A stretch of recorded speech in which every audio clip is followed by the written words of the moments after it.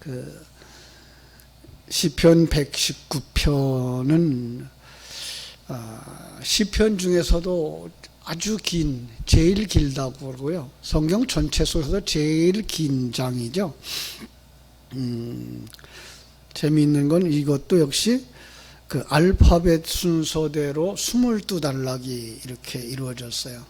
알렙으로 되어져서 알렙자로 시작되어지는 단어들로 이제 8개가, 그 다음에 이제 베타로 이렇게 시작되는 단어가 또 8개가, 이렇게 해서 22단락이 지어지면서 한 단락 한 단락마다 그 같은 단어를 8번씩, 이제 같은 단어라고 그래서 이제 그 문장이 같은 게 아니라 이제 그 글자의 첫 글자죠. 영어로 말하면 A자로 시작하는, 알파로 시작하는 거죠. 알렙으로 시작하는 이제 그런 것.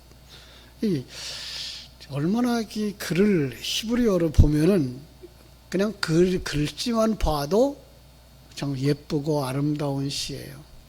이렇게 같은 글자로 시작해서 한 단락, 그리고 또 한 단락, 이렇게 해서 22단락으로 되어져 있는, 그래서 한 단락이 8절씩 이렇게 되어져 있고요. 더 놀라운 건 그 매절마다 이 말씀이라고 하는 단어가 다 들어가 있어요. 율법이라고 하는 단어, 또 뭐 증거라고 하는 단어들이 하나씩 다 들어가 있어요. 어떤 곳에는 이제 한 5절은 그 단어가 이제 없는데, 그 5절은 다른 절에 가서 2번씩 이렇게 쓰여져 있어가지고 전체가 아마 100 몇 절인데 그만큼 쓱 이렇게 쓰여져 있는 176번의 그 율법이라고 하는, 말씀이라고 하는, 증거라고 하는 단어들이 쭉 들어가 있는 이러한 문장이에요. 그래서 이 시편을 정말 말씀에 관한, 율법의 묵상, 이런 의미로 이제 주어지고 있습니다. 저자가 누군지 잘 알 수가 없어요. 어떤 면에서 이제 왕위에 오르기 전에 다윗이 아니었을까라는 생각도 있고요. 많은 학자들이 아니다, 이건 말씀에 능했던 학사 에스라가 지었을 거다. 그런가 하면 이제 마카비 시대에 어떤 인물은 아니었겠느냐라고 추측도 하는데요. 잘 내용을 이렇게 쭉 묵상해 보면 오랜 세월 그 율법 때문에, 어떤 면에서 율법을 사랑하고 그리워하면서 또 하나 율법 때문에 핍박을 받고, 그 핍박 중에서도 그 말씀을 고수하고자 했던 인물로 볼 수가 있는 거죠. 그렇다면 포로기의 고난을 겪었던 에스라가 가장 적합한 사람이 아닐까라는 생각을 하게 되는 거죠. 우리는 성경을 읽을 때 그걸 다 기억을 못해요, 그죠? 또 에스라든 다윗이든 다른 사람이든 우리는 어떻게 믿어요? 하나님이 말씀이다. 하나님이 그들을 그저 적합한 그릇으로 사용하셔서, 도구로 사용하셔서 하나님의 뜻을 우리에게 전달해 주고 있는 사랑의 편지, 진리의 편지, 교훈의 편지다라고 믿는 거죠. 그죠? 그래서 이렇게 길게 이루어진 이 말씀이 온전히 하나님의 말씀만 칭송하고 있어요. 2월달 우리가 능력의 말씀이 회복되게 하소서, 말씀의 능력이 회복되게 하소서라고 하는 이제 표어를 가지고서 말씀을 연구하는데, 이 마지막 한 주간이 아마 이 시편 119편을 통해서 계속해서 우리가 말씀을 묵상하게 될 거다라는 생각이 듭니다. 이 하나님의 말씀이라는 단어를요, 8가지 단어로 표시를 하고 있어요. 한번 제가 이렇게 말씀을 드려볼게요. 율법이라는 글자로 쓰여져 있어요. 토라라는 단어죠. 좁게는 모세오경이 율법이에요. 넓게는 율법 전체를 가리키는 대표적인 낱말이 이 토라라는 단어고요. 다마르라는 단어가 있어요. 말씀이라고 해석이 되어져 있는데, 하나님의 말씀, 그것을, 하나님의 그 말씀한 걸 기록한 기록. 에두트라는 단어가 있는데 이건 증거라는 말이에요. 증거. 하나님의 계명을 증언하는 면에서 그죠? 그의 성격과 뜻을 밝혀내고 있는 것이 증거. 나라크라는 단어인데 이거 도예요. 이것은 우리가 말씀 도자죠. 말씀 도자. 그런데 그 도는 어떻게 연결되어져 있는가 하면 행위와 연결되어져 있는 도예요. 행위와 연결되어져서 선으로 표시되어지는 그런 길. 그렇죠? 그 다음에 이제 피쿠데카라는 단어가 있는데 법도라는 표현 번역이 되어 있어요. 법도. 사람의 행위를 지도하기 위해서 준 교훈. 또 하나가 이제 호크라는 단어예요. 하나님의 성문을, 그 하나님의 성문을 법칙이죠. 성문의 법칙이죠. 기록되어진 법칙을 가리키고 있는 것. 7번째로 이제 계명이라는 단어가 있어요. 미츠와라는 단어를 썼는데 법도와 이제 동일한 면인데 굉장히 넓은 뜻을 지녔고요. 마지막 8번째는요. 미스파테라는 단어를 썼는데 이게 재판, 재판의 판결 이런 의미예요. 그래서 하나님의 말씀에 관한 단어가 이렇게 8가지로 이렇게 기록되어져 있는 것을 봅니다. 예, 하나님의 이름이 많죠. 하나님의 이름이 여러 가지로 표현되어지는 건 왜 그렇다고 그래요? 하나님을 우리가 아는 어떤 단어를 가지고 하나로 묘사할 수가 없어서 하나님의 이런 면은 이런 이름을 쓰고 저런 면은 저런 이름을 쓴 것이 바로 하나님의 이름이 여럿이 되어진 것처럼, 그죠? 이 말씀도 그런 거죠. 말씀의 그 범위, 말씀의 역사하는 방향, 말씀이 우리에게 주고 있는 영향력, 이런 것들을 각각의 입장에서 볼 때에 이 말씀도 이렇게 다양하고 풍성한 것이다 라는 의미를 우리에게 주고 있어서 우리가 참 그냥 성경에 기록되어져 있는 그냥 기록된 문장 정도가 아니라 그 속에는 하나님의 그 사랑, 하나님의 그 감정, 그리고 하나님의 그 분노, 하나님의 그 굳은 의지, 이런 것들이 다 들어가 있는 거구나 라는 걸 알 수 있도록 단어 하나하나 속에도 이렇게 아주 정성을 들여서 기록하도록 한 하나님의 놀라운 작품인 것을 우리는 알 수가 있습니다. 이 시를 쓴 시인은 시종 하나님의 율법에 대한 그 지극한 열정. 전에도 그 말씀을 드렸습니다마는 극동방송에서, 방송국에서, 저 제주 방송국에서 성경을 읽어주면 북한에 있는 성도들은 그걸 받아 썼다는 거예요. 그들이 그 받아 써서 만들어 놓은 그 성경책 얼마나 소중하게 여겼겠어요. 전에도 우리 중국에 단기 사역 이렇게 들어갔을 때 그들 속에는 쪽복음만큼을 노트를 썼어요. 그걸 또 보고 노트가 다 달아서. 초창기에 교회 목사님들이 중국에 들어가면 성경, 이제 우리 조선족들이었겠지만 성경책을 주고서는 그걸 선물로 받아오고 그러기도 했어요. 그만큼 말씀을 소중하게 여겼어요. 그것 때문에 목숨을 잃기도 했어요. 우리는요, 사실 성경책을 1권, 2권, 3권 집에 여러 권 있는데도 불구하고 성경을 가까이 하지 못하고 있는 모습들을 볼 때 정말 안타깝죠. 정말 소중하게 여기고 그 말씀 한 절 한 절에 정성을 담아서 읽고 정성을 담아서 이해를 하고 그래야 될 텐데 불구하고 너무 흔하죠. 그죠?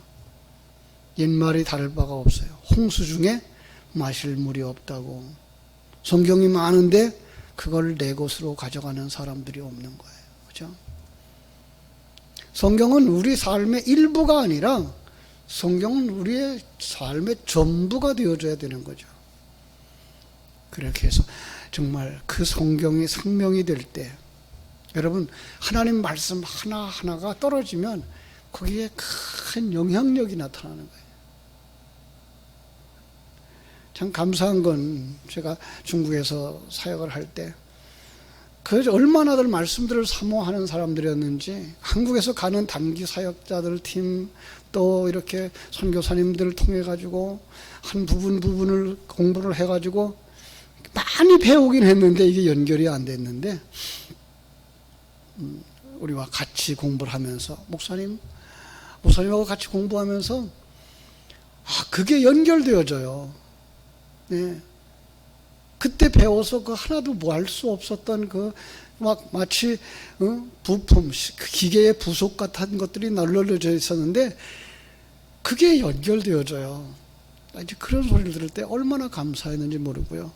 또 요즘도 우리 말씀에 익숙하신 우리 장로님이나 또 우리 권사님들을 이렇게 만나서 그 설교 후에 그 말씀이요, 제가 읽었던 그 말씀이랑 연결되어지고요, 그 말씀 속에서 한 주간을 살았는데 이렇게 풍성해졌어요 하는 그런 간증을 들을 때 말씀을 가지고 있는 사람들의 그 복이죠.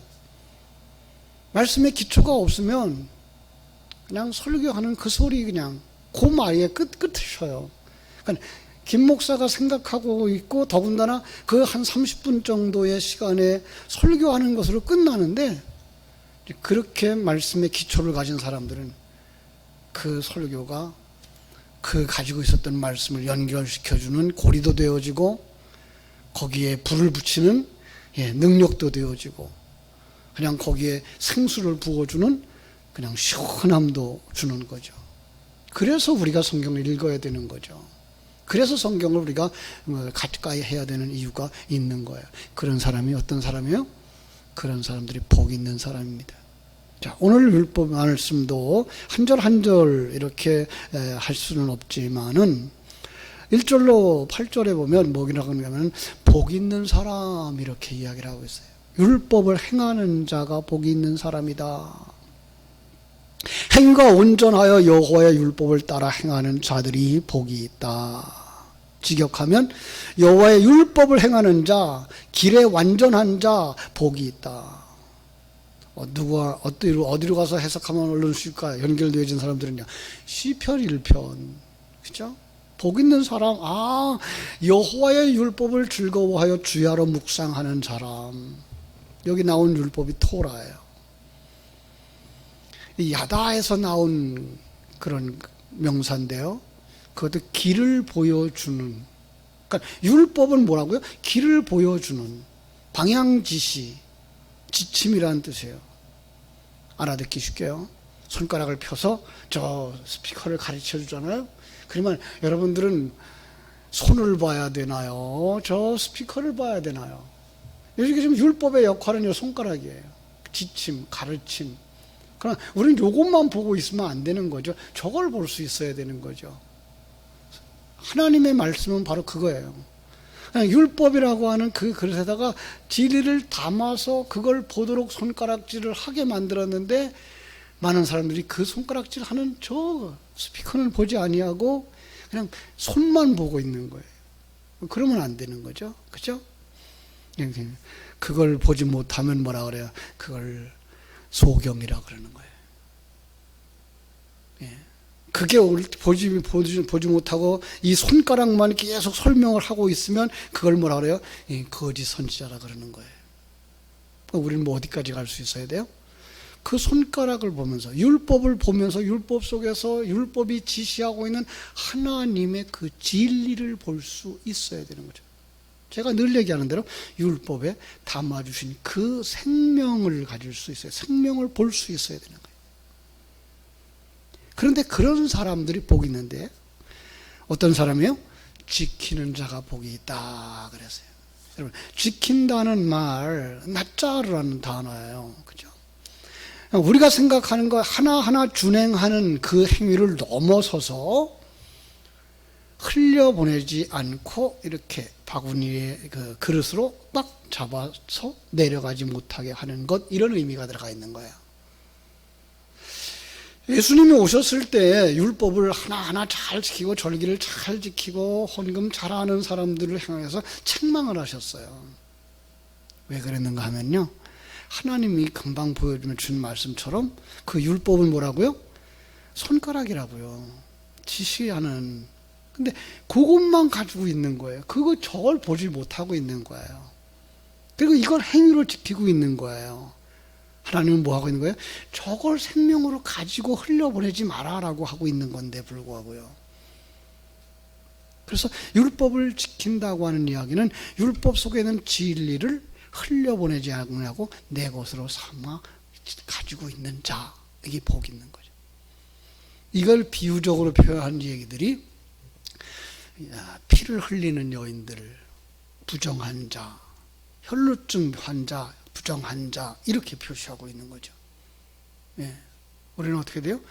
하나님 주신 생명을 흘리면 안 되는 거예요. 그런데 놀라운 건 여인들이 생리가 그칠 때가 있죠. 언제 그쳐요? 내 속에 아기가 생기면. 그죠? 예. 하나님이 원하는 건 바로 그런 거죠. 네 속에 하나님의 생명을 아기로 가지고 있어라. 그 아기가 자라나오면 너를 구원하는 생명이 되는 거예요. 바로 이런 부분에 있어서 우리는 그 율법 속에 담아준 진리를 내 생명으로 가지고 흘려버리면 안 되는 것들을 깨달아 알 수가 있어야 되는 거죠. 그걸 또 뭐라고 말하는가 하면 하나님과 함께하는 자, 그가 복 있는 사람이다, 이렇게 말씀하고 있는 거예요. 앞에서 말한 낫자라는 단어, 흘려버리지 않는다, 그 전제가 뭐라고요? 내 안에 들어온 생명이 있다. 근데 그 생명이 누구예요? 하나님의 생명이에요. 그때 우리는 뭘 알 수 있어요? 하나님과 내가 하나 되어졌다. 제가 늘 하는 얘기처럼 밀가루와 물이 반죽이 되어져서 하나가 되어져요. 떨어질래야 떨어질 수가 없어요. 그게 우리 성도들이에요. 이 사람이 어떻게 살아요? 갈라디아서 2장 20절 말씀처럼 사는 거죠. 내가 그리스도와 하나가 되어진 거예요. 그리스도가 내 안에. 그죠? 이제는 그를 떼어놓을 수가 없는 거예요. 내가 사는 게 아니고 내 안에 그리스도께서 사는 거예요. 이 사람을 뭐라 그래요? 아들이다. 하나님의 아들이다. 그런데 그 하나님의 아들들은 그냥 아기로 있는 게 아니라 점점 자라나게 되어져 있죠. 그 자라나는 사람을 뭐라 그래요? 청년. 그게 남성 단수로 되어져 있죠. 남성으로. 그래서 청년이 무엇으로 그 행실을 깨끗해 하리까? 주의 말씀을 지킬 따름이니이다. 내가 전심으로 주를 찾았사오니 주의 계명에서 떠나지 말게 하소서. 내가 주께 범죄하지 아니하려 하여 주의 말씀을 내 마음에 두었나이다, 라고 말씀하는 거죠. 그죠? 청년이 무엇으로 자기를 깨끗하게 할까? 어떻게 순결하게 할까? 어떻게 정하게 할까? 어떻게 해요? 주의 말씀을 지킬 것입니다. 예, 역시 말씀을 내 안에 가지고 살아가는 겁니다. 그러면 어떻게 될까요? 그러면 10절 말씀처럼 주를 찾게 되는 거예요. 그러면서 그때는 주의 말씀이 나를 떠나는 것을 인정할 수가 없는 거예요. 나도 주를 떠나지 않지만 주의 말씀이 나를 떠나지 않게 되는 거죠. 그래서 11절은 이렇게 말하죠. 내 마음을 어디에? 말씀에 두는 거예요. 그 주의 말씀을 내 마음에 두는 거예요. 그죠? 그러려면 어떻게 돼요? 말씀을 들어야죠. 그죠? 마음을 열고 아멘으로 받아야죠. 그걸로 끝나면 안 돼요. 되새김질을 해야죠. 그러면 그게 뭐가 돼요? 내 속에서 생명이 되죠. 능력이 되죠. 더 귀한 건 말씀이 하나 더 있어요. 그 속에 담아준 진리를 내게 보여주세요. 가르쳐주세요, 라고 하는 뜻이죠. 그러면 그 가르침을 받게 되면 어떻게 된다? 내가 증인이 되어지고 내가 즐거워하는 자가 되어지고 내가 기뻐하는 자가 되어진다. 사랑하는 성도 여러분, 오늘 이 새벽에 주님, 내게도 주의 말씀을 들려주세요. 내가 말씀 속에 들어갈 수 있게 해주세요. 말씀 속에 생명 흘려버리지 말게 해주시고 그 말씀 속에 있는 생명 따라 살아가는, 말씀과 내가 하나 되어지는 삶을 누리면서 살아갈 수 있는 사람이 되게 해주세요. 기도하셔서 큰 말씀의 은혜 속에 살아갈 수 있는 여러분 되시기를 주님의 이름으로 축원합니다. 기도하겠습니다. 하나님 우리 아버지, 하나님의 크신 은혜와 사랑을 감사하고 감사합니다. 하나님의 귀한 말씀, 생명의 말씀, 은혜의 말씀, 능력의 말씀, 우리에게 이렇게 사람 생명들을 잃고 사람들이 피를 흘리면서 목숨 걸고 우리에게 전해준 이 소중한 성경을 정말 얼마나 복된 것인지 알 수 있는 사람들이 되게 하여 주시옵소서. 그래서 정말 우리의 귀를 열어주셔서 하나님의 음성이 들리게 하여 주시옵소서. 우리의 눈을 열어서 하나님의 말씀을 보게 하여 주시옵소서. 우리의 감각을 살려주셔서 하나님의 생명이 내 안에 들어와 있는 것을 알게 해주시고 이 생명을 흘려버리지 말게 해주시고 이 말씀을 되새김질함으로 말미암아 어려서부터 배웠던 말씀, 어머니 통해서 배웠던 말씀, 주일학교 시절 선생님을 통해서 배웠던 말씀, 지금도 참으로 주의 종들을 통해서 형제를 통해서 하나님 내게 주시는 귀한 말씀이 하나 연결되어져서 죽은 세포가 하나도 없이 온 몸이 건강하게 살아나 하나님의 전신갑주를 입은 말씀의 전사들이 될지언정 아버지 하나님, 예전에 들었던 말씀이 손끝에서 죽어가고 어렸을 때 들었던 말씀이 발끝에서 죽어감으로 말미암아 내 것이 아닌 것처럼 되어버리는 안타까움이 없게 하여 주시옵소서.